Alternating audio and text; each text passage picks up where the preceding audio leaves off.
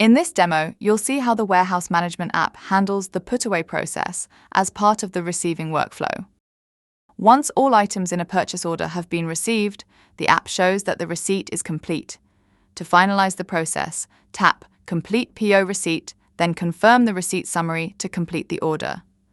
Once completed, the app confirms that the purchase order has been successfully received and shows a summary of the items.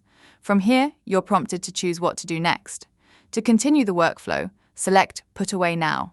This takes you directly into the put-away process, where the received stock is ready to be assigned to locations. The app displays the product details, including the item, quantity, and batch information. If no suggested location is available, you'll be prompted to select one.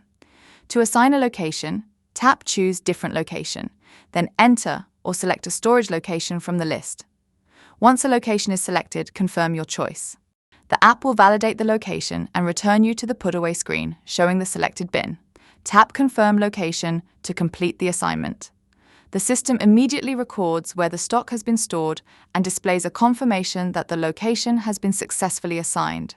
Once all items have been assigned, the app confirms that the put-away process is complete.